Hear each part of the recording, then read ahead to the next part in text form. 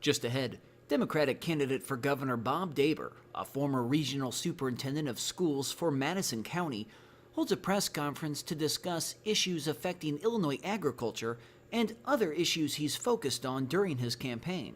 This runs about 25 minutes. Today we're here to talk about one of the most pressing environmental issues in Illinois, and that's dicamba herbicide.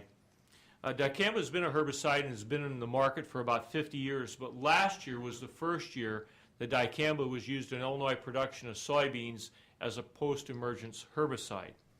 It turns out that there was serious unintended consequences from its use, primarily from dicamba drift on fields that killed anything that was not genetically modified in regards to the plant genetics of dicamba. It didn't only kill some soybeans, but it also killed other vegetation, such as grapes, annual crops, as well as some trees. About 4% of the nation's soybean crop was damaged as a result of dicamba drift last year. Nationally, that was 3.6 million acres. Over 2,708 claims were filed. In Illinois, the Illinois Department of Agriculture reported there were 430 pesticide complaints filed, and 246 of those were linked directly to dicamba. So today, I am here because we know that this seed system will expand in 2018, and as the seed system expands, so will the claims and the lawsuits that will relate around them. So without regulatory action, I expect the number of insurance claims and the load on insurance companies to really grow. That's why both as a candidate for governor and as a farmer, today I'm asking the state of Illinois for a ban on dicamba. Such a ban can be achieved one of two ways. It can be achieved through legislation, or it can be achieved through regulatory rulemaking process. Both Missouri and Arkansas have issued such bans on dicamba and have acted accordingly after their use of it in prior years. If one farmer's dicamba application damages crops on an adjacent farm and an insurance company denies the claim, the farmer only results in one action, and that's litigation. We do not want to have extensive litigation amongst farmers, amongst agribusinesses, because that's not healthy for the agriculture economy. Somebody has to look out for the long-term health and interest of agribusiness in Illinois, as it is our largest business. If I am so fortunate to become governor of the state of Illinois, I want those in agribusiness to know that as a farmer, I have firsthand knowledge of this industry, and I'll be one that looks out for this very, very important part of the Illinois economy. I also want individuals to know that I am self-conscious that we must continue to work and maintain a robust market for Illinois soybeans. And we want to keep Illinois farms dicamba free so that we have good quality production throughout the entire state. With that statement being made, I'll be glad to take any direct questions of yours about my issue of bringing this forward. I feel that this is something that is very important at this date as farmers begin doing their seed selection for this coming year, and it's also a time to begin discussing this issue to prepare legislation if need be for the spring session. Dicamba questions, anybody? Well, I would like to ask about ag. How do you see the Illinois Department of Agriculture and the Daiber administration compared to how it is now? Well, I think you see maybe a more engaged relationship between the governor and the Illinois Department of Agriculture on a first-hand basis of understanding farmers' needs and also promoting quality production in the state of Illinois, especially in research-based initiatives of public varieties that were once the heart of the University of Illinois' research. And also Illinois State has a Illinois Research Center. One other point I'd like to make is I've been very forthcoming in wanting to expedite permitting in the state.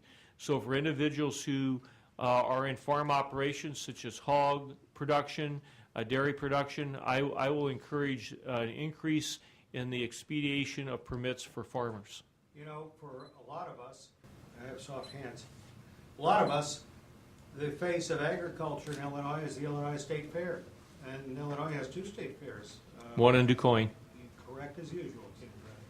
How do you see the fairs in the Daiber administration? Well, the fairs will continue, but they will be more agricultural based. And you know, a lot of times fairs deviate to being more of a carnival. And I remember when the Illinois State Fair was more of a farm show, a farm expo, but we have those throughout the Midwest. So we've gotten more away from that, and I support 4-H. I support all the competitions that take place at the State Fair that involve agricultural demonstrations, but I would like to see much more of a return at the State Fair of a real expo of the agricultural technology that exists by our agribusinesses. And I'll work to bring that here. What reaction have you had from the Fertilizer Association on this announcement? Have you reached out to them? I have not reached out to them, but I have discussed this with different insurance agents. In fact, my motivation to do this really started last August. I was at a picnic sponsored by Congresswoman Sherry Busto. It was in Peoria. And I was asked the question about this, and I believe that the audience was impressed the fact that I knew what it was and could speak to it. And then an insurance agent came to me and asked me about what I thought about the continuation of this as a herbicide, and if I was aware of the number of claims that were being filed to insurance companies. And I wasn't, but what I was aware of was personal dicamba damage that we saw on some of our soybean fields, discussions that I had with fellow farmers in the area, and rural communities that were experiencing vegetation damage, such as Bartlett pears dying. And my concern is that as people become more aware as to what's causing the damage to vegetation, you'll see an increase in claims. I also have had some extensive conversation with custom applicators, some who have been resistant to even apply dicamba because they do not want the liability of doing it. What does it say about, I suspect that you might be the only Democratic candidate that knows what dicamba is, or to even raise this as an issue. What does it say when Illinois' #1 industry is agriculture, and probably the majority of the Democratic candidates running for governor are reasonably uninformed of agricultural issues? Says I'm the most intelligent person in the race about ag issues, and that's a point that I continue to drive in this Democratic primary, that the electorate needs to be informed as to who has the qualifications to govern a state in which agriculture is its biggest business, and look at the person's qualification who has served in government and worked with agricultural communities, not just the people who's got the most money. Because after the election, this is all about who has the ability to govern. And to that end, as a downstater, could you work with the mayor of Chicago? And to flip it on the other side, the other leading candidates are probably far more informed about the internal workings and political machinations of Chicago, where you might be coming to it as perhaps an uninformed candidate. True, but you know, I'm going to make this statement about this initiative. I think this initiative says something about Bob Daiber being a downstate candidate that's also a farmer. That I am equally concerned about environmental issues at large, about safe water, our water table, which is a big issue, a big concern of the Water Reclamation Commission in Chicago, the Sierra Club, and people that think, you know, farmers are not good stewards always, that we allow for pollutants to take place, but that I, as a governor, am self-conscious about this, and yes, I can work with them to help us have a better and a cleaner Illinois. Is that it for agriculture? What was your biggest crop yield on your farm this last year Oh, it was corn. for you? Oh, yeah, about 192 bushel. That's how I'm financing my campaign, if you want to know.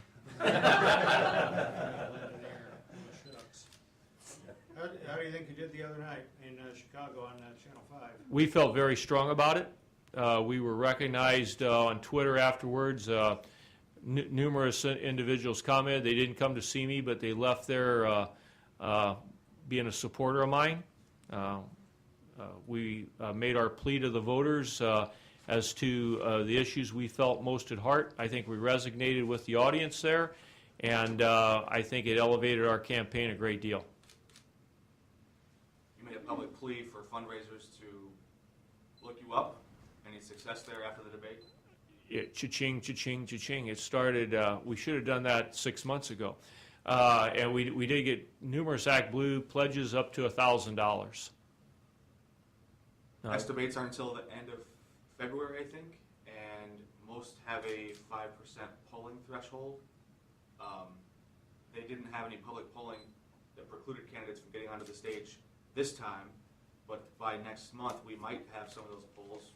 Are you confident you'll be on stage for the next debate? Well, we had communication with ABC yesterday. I think that's the next major one that was inquiring about our participation. So we intend to be there, and we intend to elevate our polling above 5%. Let's talk, so you're probably the only farmer, as I know, in the crowd. You're probably the only one who's worked in education in the field of Democratic candidates. As a first-time candidate for a political office, what's been your experience as far as trying to break through the crowd and that whole realm, and to the extent that if the voters of Illinois deserve to hear from all the candidates, what's been your experience on that effort? Well, this is not. I'm not a first-time candidate. I've been elected to office over 10 times. I've served in public office for 20 years. I ran 3 unsuccessful legislative races, which I try to forget, but they're part of my past. So this isn't my first rodeo. In fact, it's the reason that I can compete at the level that I do. This has been a great experience. The other candidates, none of them have the experience in government that I do. I'm the only candidate that's been on the city council, been a township supervisor, served on a county board, chaired a very significant committee on a county board in planning and development, been part of a county executive committee, and then been a county-wide elected official for 10 years. So my understanding of government and the relationship between the legislature and local government is far greater than anyone else's experience that's running. In fact, my experience of a lot of legislative work that I have done, including overriding a governor's veto, is something that I don't believe anyone else that's running has ever succeeded at. And I did that as I was president of the statewide Association of the Regional Superintendents in 2011 when Governor Quinn had line item vetoed our salaries. So I found this has been a very great experience. It's one that I treasure, and I'm running to become governor because I'm ready to roll up my sleeves and solve the problems of the state. I'm not running for governor because I'm bored doing what I'm doing. That may be why some other people are running, or that I just think it might be a neat thing or another development in my life. But we're at a crossroads in this state where you're going to have a person come in that understands the needs of local government to get this job done. And that's the real reason that I'm running. Whenever we hear local government, those 2 words uttered in this building, usually the word consolidation comes right after it. There's a big push to streamline, reduce the size of local government. What are your views there? Do you think that the state does need to consolidate the many units of government that it has in order to cut down on administrative overhead or bloat? Sure. I first would look at eliminating the office of lieutenant governor. I then would look at merging the comptroller and treasurer's office together, and I'd save some serious money. But if you want to talk about consolidating townships in downstate Illinois, you're taking away the safety net for rural poverty. You're taking away the entity that provides direct service to people who needs rural roads and needs them taken care of. If you're talking about consolidating school districts, that's something that I think the state of Illinois ought to take a strong look at, and that I will as governor. Governor Quinn made an effort to it, and they failed at it. And they had a benchmark of 350 school districts. but there were no incentives for that to happen. I'm the only candidate that's ever dealt with school district consolidation. I've tried it 3 times in Madison County. It failed 3 times by less than 10 votes because of the cafeteria workers, because it was a job loss. So I know about local consolidation. I think there's other areas that we can consolidate in local government as well, and that's where we have overlap and maybe duplicate services by different units of government. I think there's duplication sometimes in county government, and our own county is looking at maybe eliminating the Recorder of Deeds office, merging it with another office. A lot of these are local decisions. They are not necessarily need to be done by mandate, but I do think that the state of Illinois needs to look at this. Let me ask you on, I don't think this question came up, and yet it's kind of the 800-pound gorilla relative to the state budget. What would you do about the pensions that are devouring the operating budget of the state of Illinois? Well, first and foremost, pension reform and meeting the pension obligation has to be done with smart legislation. And one thing that I would probably look at immediately would be to go back to the early retirement option that cost the state additional $432 million a year of TRS. It was costing $862, and if you go look at Dick Ingram's town hall report, when that sunset, it cost the state an additional $462 million a year, which inadvertently every 3rd year it's one additional payment. And so we have to only pass smart legislation on pensions. How am I going to meet the pension obligation?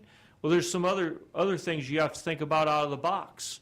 We've never thought about asking everybody to pay 1%. I've proposed this graduated income tax model, and I've said everybody has to pay some income tax, and at least 1%. Does that include retirees? That includes retirees. So I'm going to designate that to meet my pension obligation. But you're not going to meet these obligations, and the candidates who are talking about that there's going to be fairy dust that's going to fall down that's going to solve this problem. We were asked about the NBC debate. I was the only candidate that raised their hand that said, I would look at the gasoline tax. It hasn't been increased since 1993. We have higher mileage. People are burning less gas. We're short on revenue. But the key thing, I want to mention this, is that we have too many people in the state that pay no income tax. They pay none. And that is the point that I think the Center on Tax and Accountability has missed in what I've said, and that the loopholes have to be closed. We've got to quit allowing people that make millions of dollars to pay pennies in income tax. And everybody needs to pay at least 1%. And you will regain the revenue that you need to run the state and to make its pension obligations. I'm a invested annuitant, okay, in the retirement system. I don't want my pension impaired. I've given 38 years to the system, nor does my colleagues. So all of us are willing to maybe step up and contribute if we have to preserve it. So those will be opportunities that I'll present. You're an education guy too, and State Board of Education just asked for $15.7 billion in its annual budget. Give us an idea what your priority would be there. Would you do everything as governor you could to fulfill that request? I don't know that I could fully fulfill $15 billion my first year. I would work toward it, but I will tell you this, that I have said that I will prioritize funding education as my #1 appropriation, not my last. And that's what happened this past year, and that's why the evidence-based funding model passed in late August, was because this should have been addressed in early March. I want the funding of education to take place and school districts to know what they're going to receive before April 1st, because I want to quit dismissing quality teachers throughout the state of Illinois. The property taxes, as everyone knows, is killing homeowners, it's killing businesses. The businesses also complain about workers' comp costs being excessively high in Illinois. Do you have any plans to address either of those issues? I do. I believe in order to successfully pass a true progressive income tax in the state, there's going to have to be a reciprocal effect upon our property tax system. And that's something that I'll work hard for. I also have said that, yes, I am one person that would look at workers' comp legislation. I'm part of the Southwestern Leadership Council Labor Management Committee. Rhonda Sojay has led a study on this. I give her a lot of credit, despite discouragement that she has gotten from the insurance industry to just stop. But I think we have some data that would make very good legislative reform initiatives for the entire state of Illinois. Go ahead. Yeah, how do you pitch an income tax to retirees exactly? I mean, when a lot of them are likely going to be going to the polls and primary vote for. Well, I think the question is this: if you want to preserve your pension system, there's got to be a pension payment, and the idea that the state just has got to come up with the money isn't the answer. And the other pitch is that, you know, any income that was never taxed should be taxed. So every year I'm tax sheltering 10% of my income that goes to TRS. That income, when it's released and becomes earning power, should be taxable. Your proposal on adding money to the gas tax, can you do that and have it go to pensions with the new amendment on transportation funds? No, you couldn't. I mean, I was looking at total revenue in the state budget on appropriations. So add it to the gas tax and then don't send money to the transportation, just swap it out. So to speak. That's correct. All in all, we are going to have to look at revenue streams to get out of the deficit that we have, and we have to pay off these bills. It's the right thing to do. The state has got to pay its bills. It's the best thing we could do for the Illinois economy if we paid them all off within the first 90 days of the next administration. It'll put people back to work. It'll be a stimulus in the Illinois economy, and it will help Illinois just improve its total image. Before we go too many long, you're from Southern Illinois area or I am Southwestern Illinois. Downstate at least. SIU, among others, any number of colleges have been decimated through this budget standoff. In general, what would be your approach? I mean, even before Governor Rauner, we've been taking money out of higher education. Where do you stand vis-a-vis funding the higher education in Illinois? Well, first and foremost, I said that the first immediate thing that I would do in my budget is I would go back and I would fund all higher ed at the 2012 level. That was the last year that it was funded, what I say, at an adequate level. That was before the serious cuts came, and that would begin to put our institutions back on solid ground.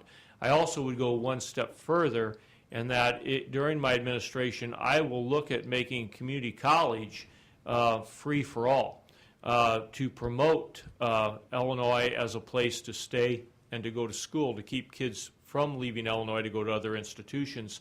So we're going to have to look for some additional revenue once we would pass graduate income tax to go specifically to community colleges to make that possible.